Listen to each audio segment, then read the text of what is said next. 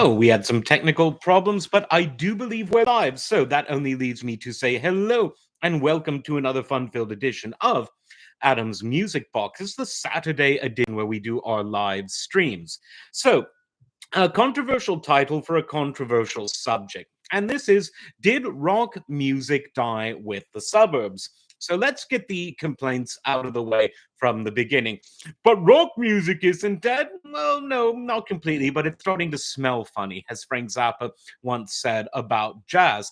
And the suburbs aren't dead either, but they're very different than the kinds of places that they were in much of the second half of the 20th century in North America, which is the region of the world where we're focusing this discussion on primarily.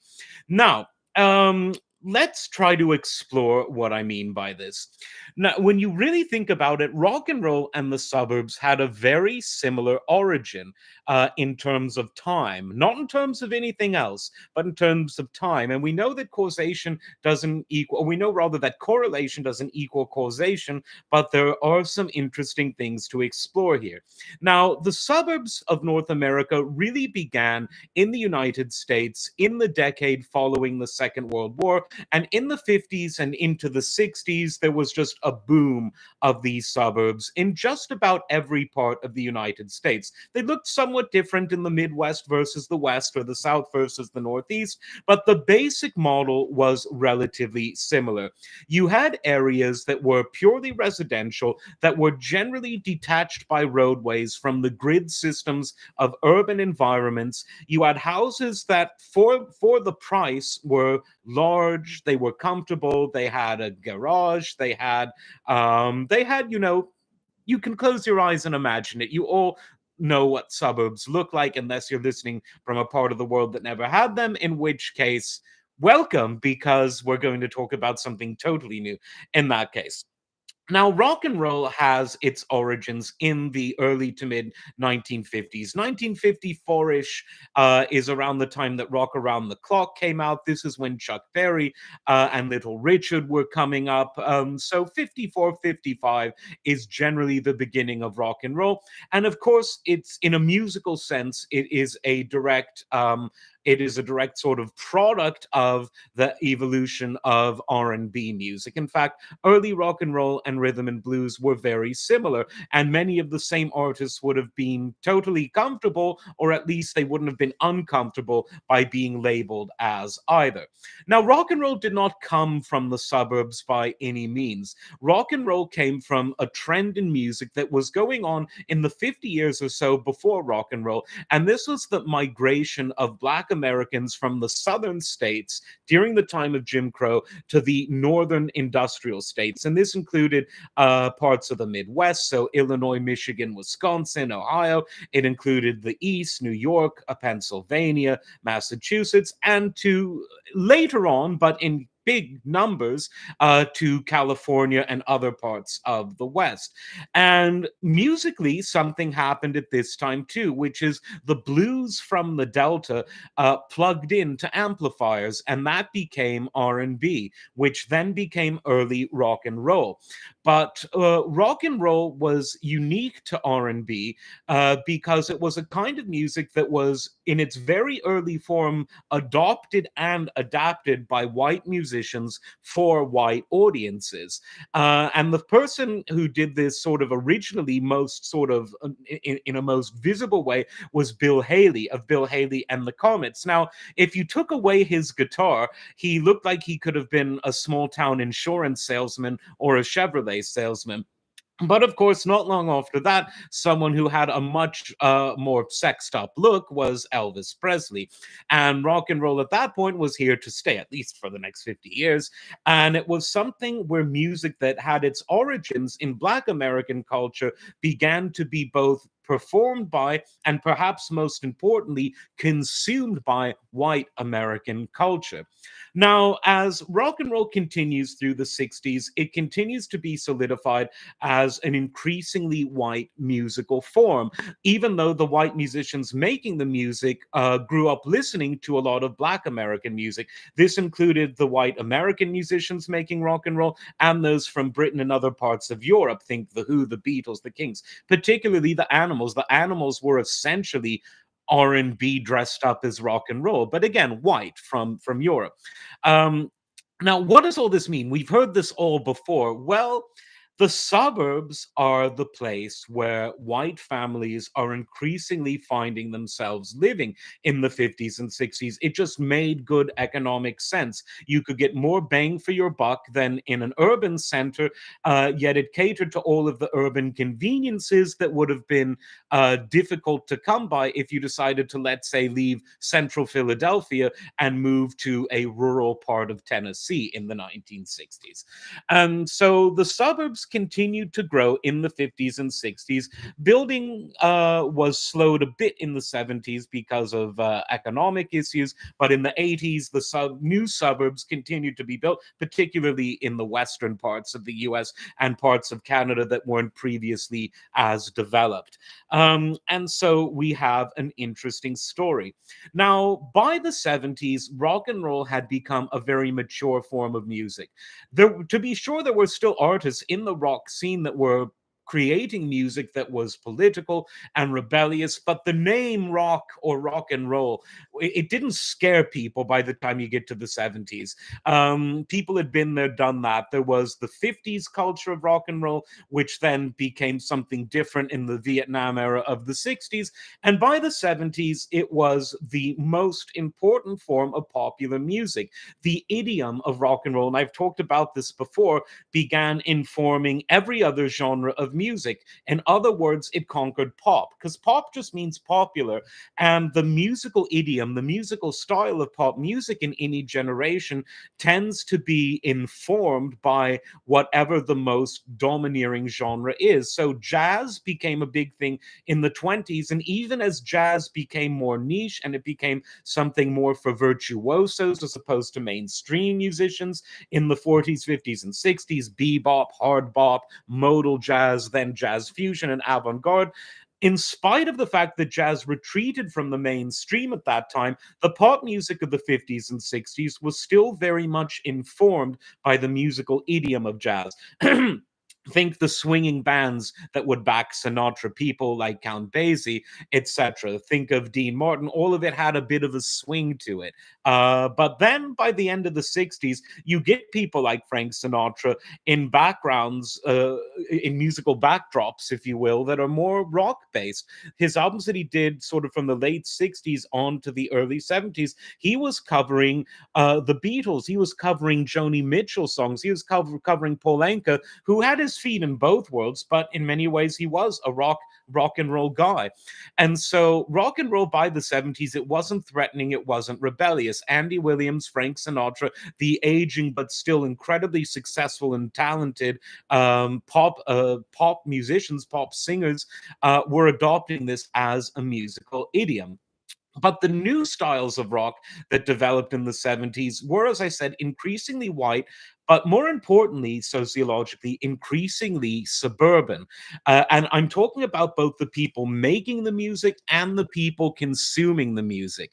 The 70s was an era where, as FM radio became increasingly specialized, you'd have, okay, this is a station for sort of softer rock. We're playing Seals and Crofts a bit. We're playing a bit of James Taylor. This is for hard rock. We're playing some Led Zeppelin. We're playing some Uriah Heep. And then you had your progressive rock stations, which, to be fair, were mostly the same as the hard rock stations. You know, a bit of Pink Floyd, a bit of Yes, a bit of Kansas, a bit of Styx, a bit of Emerson, Lake and Palmer. And these stations they drifted apart from the black stations that would have been playing Kool and the Gang, Parliament Funkadelic, the Ohio Players, Lionel Richie and the Commodores, groups and solo artists like Stevie Wonder, who owned some radio stations, some very particularly in LA. And so what you have now is the types of music that come from different ethno and different geographical backgrounds, even within cities themselves. You see now urban music and suburban music drifting apart. And so rock and roll became the de facto music for young people growing up in the suburbs.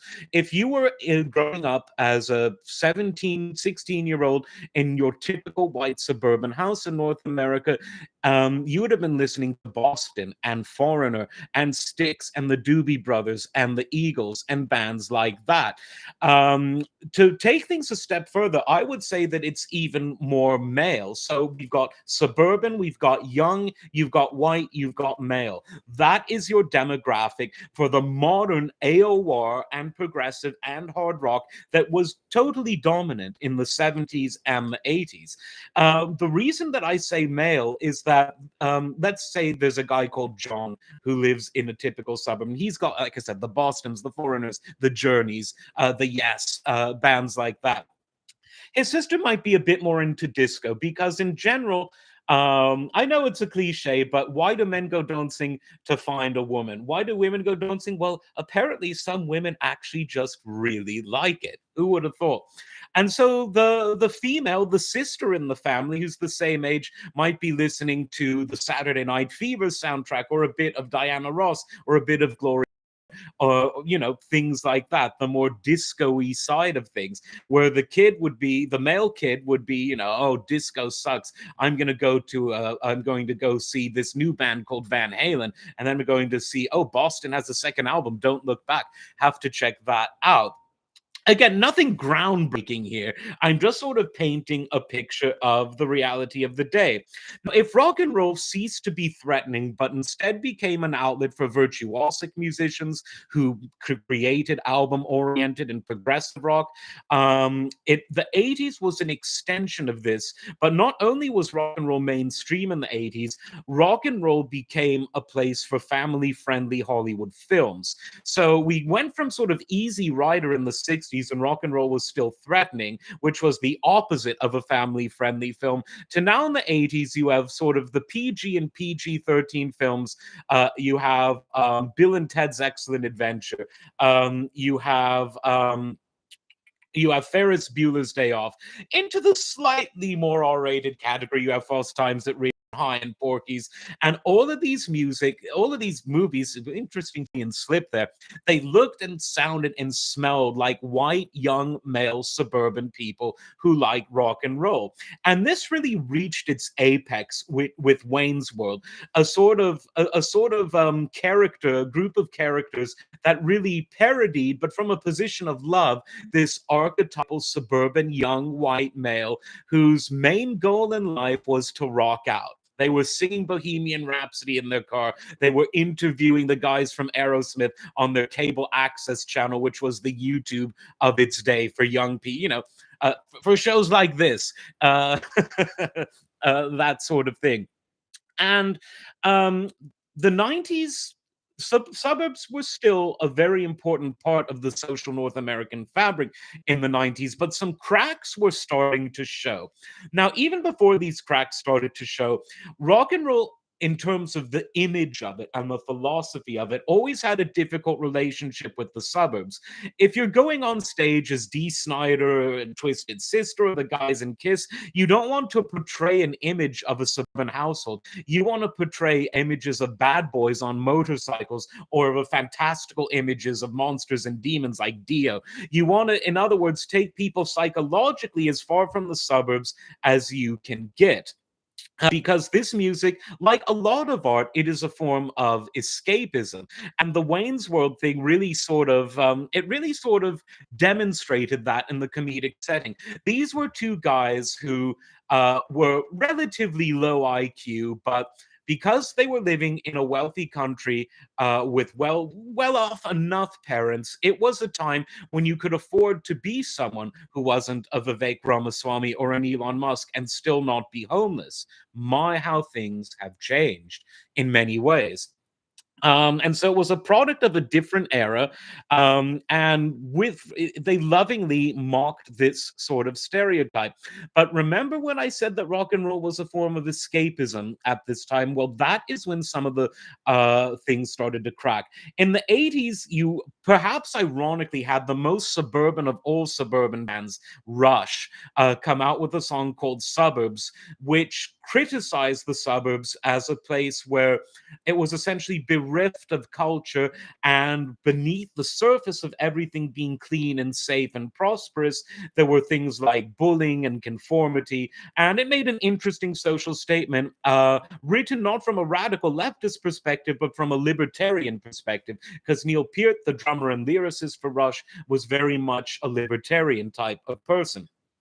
And so the irony of a band like Rush, as suburban middle class as you could get, writing about that, that sort of was a harbinger of things to come. And then in the 90s, really in the very late 80s, but especially in the early to mid 90s, hip hop went from something that was a product of Black communities for Black communities to something that was edging its way closer to the mainstream in the 80s, that was something of a curiosity to white audiences, to then in the 90s, it became the biggest thing you could get. I mean, there's a famous interview of Ice Cube, very eloquent, one of my favorite hip hop artists of all time. And he was telling an interviewer that the reason that people are afraid of hip hop music is because the white suburban parents, who were by this time, they learned how to deal with rock and roll, because by this time you had sort of the later on boomers who had the kids at this point. So many of them grew up with the very early rock and roll.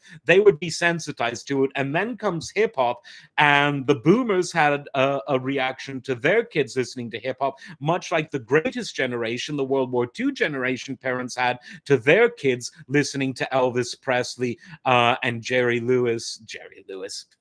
Uh, what's the Great Balls of Fire guy, Lee Lewis. It will come to me. We're all allowed to have a Joe Biden moment every now and then.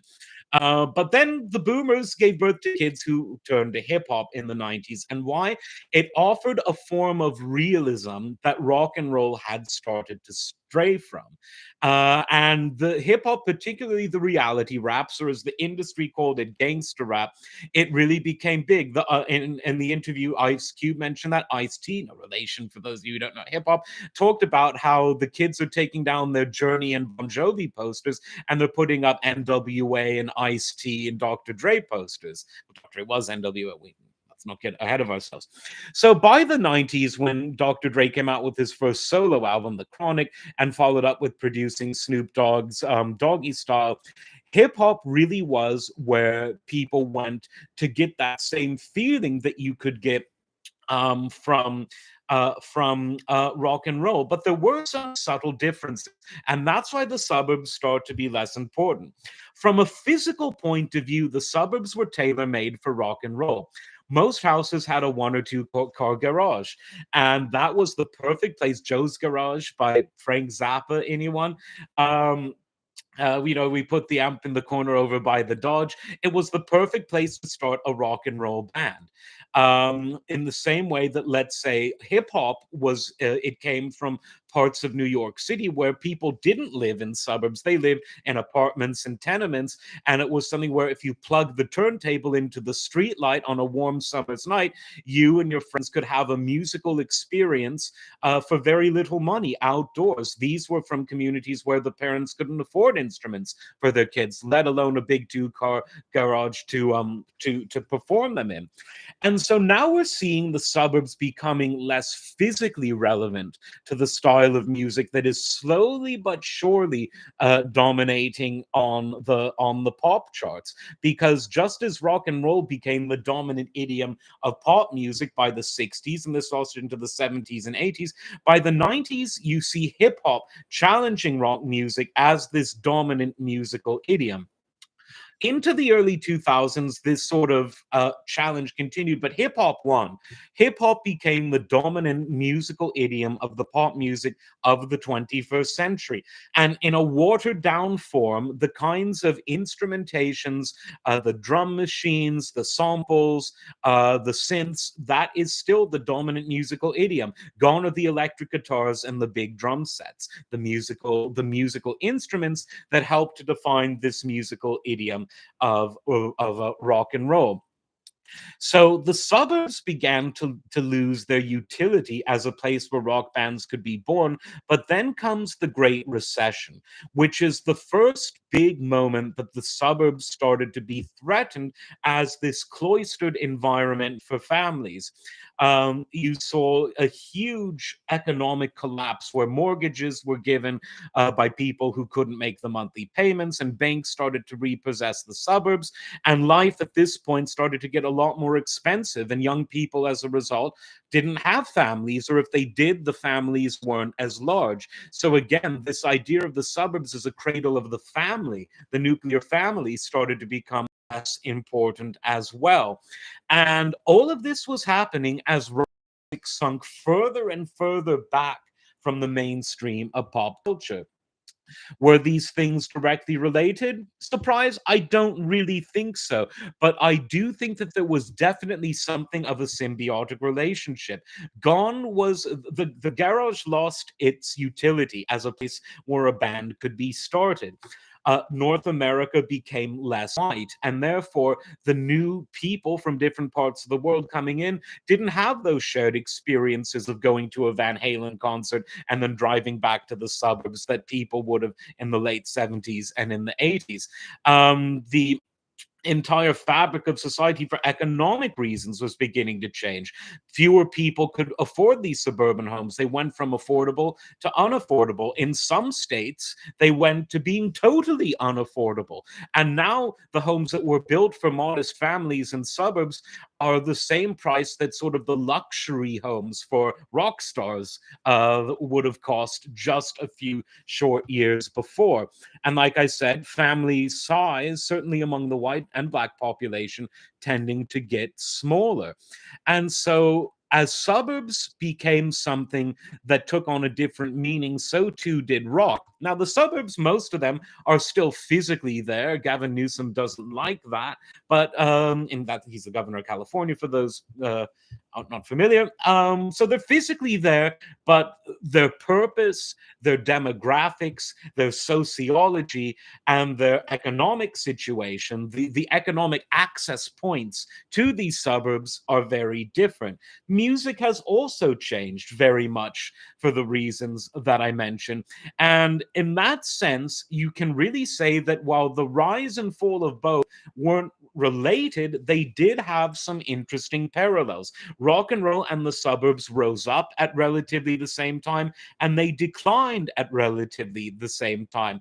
And some of the economic and demographic and sociological phenomena that allowed rock and roll music to mature and to become more virtuosic, but at the same time less dangerous, those phenomenon all went together with the birth of the suburbs. And because of that, where Wayne's World was a premise that would have been easily understood to anyone watching it on TV or in the movies when it came out in the late 80s, early 90s, now it almost feels like something that's a bit distant.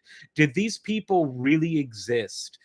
Was that really, is this the real life? Is this just fantasy? To quote the song that they were singing, life feels very different. The good news is that the period, this nightmarish period from around, some would say 2008, others would say 2001, is sort of ending. We're entering a new era where technology is once again becoming new and dynamic after having stagnated from sort of between the death of Steve Jobs and just very recently. Technology, yeah, okay, this processor is faster, this camera on the iPhone is better, but the basic setup of the technology hadn't really evolved into something that would excite someone since the death of Steve Jobs. I sense big things around the corner. It's a new sociological era, new political era, new economic realities, and art and economics and politics typically go together because nothing can exist in a background. The economic situation can provide investment into the arts. The political situation can produce something that artists can either support or rebel against. And so when things change, it's very interesting. The long sort of first 20 years of the 21st century are over. And it's going to be interesting to see what happens next. We're not going to go back to the suburbs that produced Wayne's World, but nor are we going to be stuck in this sort of post Great Recession rut. things are going to change. And it's going to be really interesting to see how this affects music, how this affects the way people live, how this affects the way people have aspirations. It will be interesting to see how it affects the size of families. All of these things are going to change a lot over the next 5 to 10 years. And so long as we're all online together, we're going to have a front row seat. So while rock and roll may be dead, we can still enjoy it on Spotify and we can still talk about it. And while the suburbs may have a very different function socially and economically than they did, unless you're living in ones that have burned to the ground because of Gavin Newsom, then you're going to be able to at least look at them, as we see that the things that many people watching this will have grown up with are now the subject of cultural and economic anthropology rather than that of daily life. But don't be sad, because something new is around the corner. Hopefully, it's something good rather than something bad. Stay tuned to Life to find out. That's my 2 cents, though. If you disagree with all of this, as I'm sure most of you do, remember to leave a comment and like and subscribe so you can find more content with which you are free to disagree. Take care.